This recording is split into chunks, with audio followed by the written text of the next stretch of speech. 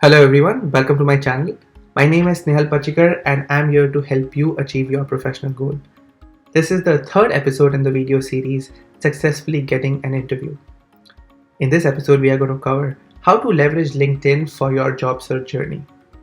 If you haven't checked out my previous episodes, I highly recommend you doing that.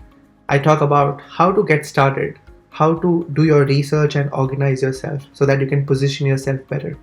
I talk about how to up your resume, some common mistakes and pitfalls that you can avoid so that you can put yourself better as compared to other candidates that are applying. Now, I would like to reiterate one point that I've already mentioned in my intro video that yes, I am currently employed at LinkedIn and I have been at LinkedIn for past 4.5 years as a software engineer, mainly because LinkedIn's mission and my personal mission tends to have a lot of overlap. Although the views and the opinions that I share through these videos and channel to you guys are solely mine. They are my personal views and my personal opinions. LinkedIn has no influence on it. So this is not a marketing video that I'm trying to do for LinkedIn. Back in 2015, I went through a similar phase. I went through a time crunch job search. And these tools, platforms, and methods that I'm sharing with you guys are the things that I used that helped me be successfully where I am today. So my idea is that hopefully through these experiences and knowledge, you guys can somewhere benefit and tend to leverage these as much as possible. Okay, so now that that is out of the way, hopefully you all know what LinkedIn is, and if you don't, that's completely okay. Go to linkedin.com and just create a profile for yourself. Now, in our previous episode, we learned on how to up our resume, and after the episode, or if you have done a thorough due diligence in that step, then we have a wonderful resume that we are super confident of, and we feel really good that when we apply, we have high hopes and expectations from that resume, right? So if you have done a thorough job there, then this step is just going to be a piece of cake for us. So what we're going to do is we are going to take that information that we have created, the rich information that we have put down and curated on our resume, and we are going to transfer it into our LinkedIn profile. Why do we do that? Because imagine when you start applying for jobs and you start contacting recruiters, and when recruiters click on your profile to check out some information, and you don't want them to see a empty, non-relevant, non-updated information on your profile. You want to see them. You want them to see a very updated piece of information about yourself, your profile, your current job situation, and your experience. So that is the whole reason why we do that. We want to make sure that our LinkedIn profile is also up to date so that if anyone wants to refer anything, they have it. Now I'll go ahead and share my screen and we'll go over my LinkedIn profile and we'll talk about each sections that are there inside it and how to best fill those sections. So here is my LinkedIn profile. It starts with a nice cover photo, a profile picture, some personal information, and there are different sections that are there in the profile below. So step one, I would say let's upload some good profile picture for yourself. It gives a great personal touch. When someone is looking at your profile, they know who you are, some sort of good connection and genuineness that comes out. So I have put a headshot. So go ahead and of course, hopefully you have your name, you have your title out there. I have put a little bit of an informal title. You don't have to do that. You can put something of your current position that you are at a company and stuff. So our first section that I would like to talk about is the About section. Now this section, imagine this is the first section. So anytime someone is going to open your profile, your LinkedIn profile, they are going to read this first. So be smart in what you're putting there. Need not be long again, but this is a very powerful section that you can leverage for your personal interests. The way I have put it is I have put my alma mater. I've started with what my expertise is. So my expertise lies in Android mobile framework and application development, front end and back end. So someone who sees my profile there and know, okay, he's a mobile guy. That's the first impression. I've listed down my alma mater and something with related to my work, like what type of work environment am I liking to work, what is it that I'm looking for. You can put anything that you like that is relevant, but uh, do put something, because this is who you are. I have also put a section right in there apart from work, like, because me, Snehal Pachigar, I am a lot more than just work, right? I have so many things, interests, my family, a lot of other stuff outside of work, and I have put some interests. Again, if you remember from our previous episode, we had that honors and extracurricular section in the resume that helps as good icebreakers, a good conversation starter. Because of this summary and about section, I have had so many recruiters reach out to me, and their icebreaker thing is that, hey Snehal, we looked at your LinkedIn profile. I love that you are involved in theater, or I love that you are involved in acting. I have been a dancer or an actor before, and that's a great conversation starter. That's a great personal touch that you can put in the about section. If there are some links or something that you want to display, that can also go in here. So this is your first impression. Make sure that you have something in your short, sweet, but powerful. After the about section, we have a featured section. This section is mainly used to feature any posts that you have written, or anything that you feel when someone is looking at your profile. These are some thoughts or some achievements or something that they should look at. You can feature a lot of things. So, for example, if I click the plus button here, you can feature posts, you can feature articles, you can feature some photographs that you feel are great achievements of yours. If there are some links that you want to show, some portfolio, some design work that you have done, you can add those here. For me, I have put some of my achievements. I have met the CEO of LinkedIn, Jeff Wiener. I won a Toastmasters competition, some search award I won. So these are like the personal achievements that we have, that we like to showcase in this section.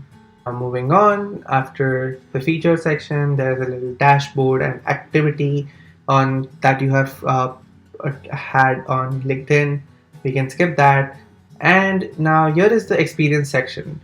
Hopefully the section is very familiar to you guys. Now, LinkedIn does a great job in segregating the information and putting the right stuff in its respective places to make it visually appealing. Um, this section hopefully should be a piece of cake, because we and you have done great job in writing your resume. So in your resume, whatever your experience section is, some great amount of effort we have put in there. Transfer it blindly in here. Another thing that I like to usually do is, so if I have had position, one position, and then say if I got promoted to some other position, I think LinkedIn already does a good job of segregating it, but it is good to have them separate rather than one blob. It looks good, right? That you're in this time span, you were promoted, or you moved on to some other team, you moved on to some other things in there. So put your relevant information, put your experience section with companies, your title, what you have done. We have it ready, so you hopefully shouldn't be doing a lot of work in here. Um, I had mentioned that now, because of the nature in which our resume is, so resume we have to limit it to one page or two page, right? Because they don't have that much. Um, with LinkedIn, we can break that rule a little bit. The reason being, because we have this avenue of putting other information in there. So if you have other relevant experience that you have not put on your resume, but you feel it'll be important if you put it in this, you should go ahead and do that. Fill out your education section, bachelor's, master's, anything that you have done. You can you can put this information here. If there are some licenses and certifications that you have done, you can easily attach that. One good thing about LinkedIn Learning, that is one of the platforms that we have, is any course that you take on LinkedIn Learning, and once you successfully complete that course, the certificate of that course directly gets added to your LinkedIn profile. So that's a good thing. You can also put in your volunteer experience. Just add as much as possible, so that you have your profile, the strong profile that you have done. And maybe, like, if you don't have volunteer experience, maybe this is a good time to go volunteer something and put it in there. So do that. In resume, we had also put skills section. So take those skills, put it in your. If you feel that you have some colleagues, friends, your co-workers or your fellow students or anyone who can endorse you for these skills, nothing better than that. So make sure that hopefully they can endorse you. That just gives a good validation that yes, this person is telling the right thing. Another good feature of this skill section is that you can um, adjust which skill you want to show. So that's completely adjustable. So if you are better with Java as compared to C++, then if you want to jump Java up before C++, you can do that, which is what I have done. And at the very bottom of our profile page, we have accomplishments and interests. So accomplishments, again, we are taking things from the resume and just putting in here. We have our courses, so any college courses that you have done, you want to put in here, feel free. Projects, we have projects from our resume too, so we are good to go. The best part about this project section here is that if you click here, each individual project can have some details associated with it. So again, we have the details and everything ready. So all I have done is just taken things from my resume and put it in here.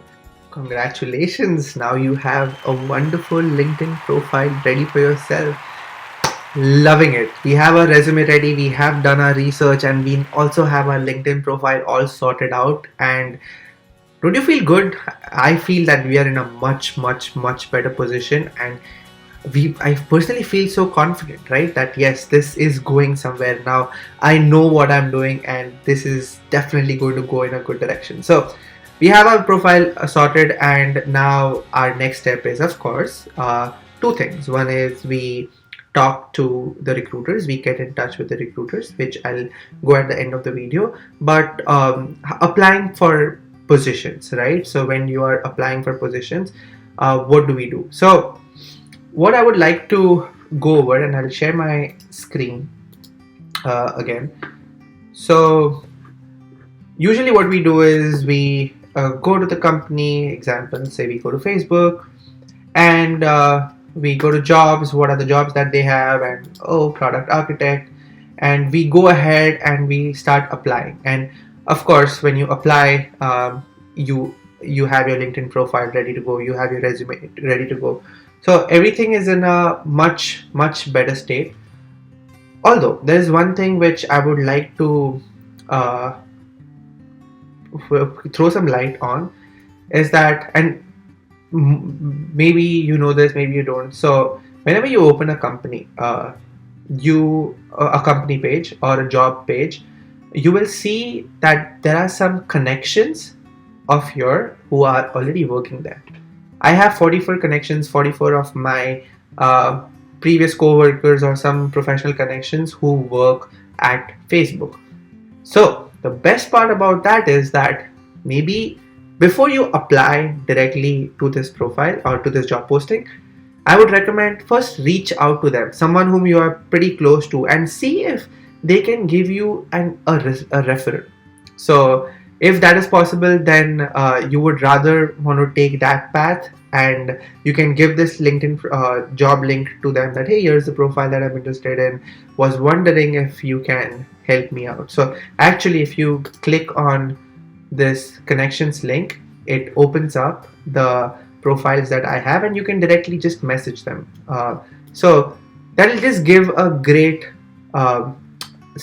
personal connection and a personal benefit to you, rather than going and applying and probably just waiting for your application to be picked up. Now, another big piece of thing from LinkedIn that will help you for your job search is proactively contacting recruiters. We have seen that recruiters contact us, but I think if we would like some jobs at that given company, then we have to reach out to recruiters. And the best way I would like to do that is, given the field you are in. So say, for example, if I'm in the technical field, I usually do a LinkedIn search for just technical recruiters at the company. So if I'm looking for a job at Facebook, LinkedIn, Airbnb, I would just append that company name, and it will give you the list of recruiters. And Now, the way we should be contacting them is, don't bombard them with uh, emails yet. Like, don't bombard them with resume and stuff yet. One thing that worked out for me was, I usually send them an email, and when I'm sending them an email, I keep my message too short, not too long. It has to be just the right amount. And the way I usually go about is, hello XYZ person, my name is Snehal Pachigar. I'm currently working here and I'm looking to transition my job into something else. I was searching for recruiters at your company and on LinkedIn, and you happen to be LinkedIn's one of the top search results. So, given that, now that here's a personal touch that you have given, and I was wondering if you can, and you can continue the message in a way that I was wondering if you can help me uh, apply for a suitable job given my experience. If there are some open positions, do let me know. I'll be more than happy to share my resume and my LinkedIn profile with you. That's it. You don't send your resume, you don't send anything. Just tell them that, hey, I am ready to apply. I'm a strong candidate. I'm pretty confident. If you have open positions, please do let me know. I'll be more than happy to apply. This sets a great tone. Now, when you send that message, send that email, wait a day or two. Don't uh, don't be impatient in following up and stuff. Give it some time. I would say ideally give one working week time. Let them, because they receive so many applications and candidates, right? If after a week you don't get a response back, you can give a friendly bump and a reminder that, hey, I was wondering what is happening. That shows your persistence, that shows your consistency, and that you are really interested in working for that company. That is your dream company. You wanted to do that. So that is how we contact the recruiters and tell them that, hey, here's what I'm looking for. So that's it for today's episode. I'm really extremely excited for you guys. I hope you guys kill it and just make the best out of it. You guys start getting interviews showered on you, and recruiters just getting in touch with you. So hopefully this episode was useful to you. If you found this episode useful, then please do pass on this video to someone else who might benefit from this. And if you think they are in a similar situation, if you are currently in a job search and there are some things that you are trying and are working out amazingly for you, please do let me know. Please put it in the comments so that other people, you can share your experience and knowledge to other folks, and they can read and they can benefit from the knowledge that and the experience that you have. But till then, yeah, just be positive. We are getting there. We are making our profile extremely strong, and we are confident in getting one step closer to where we think. Keep working hard, keep working smart, and good luck.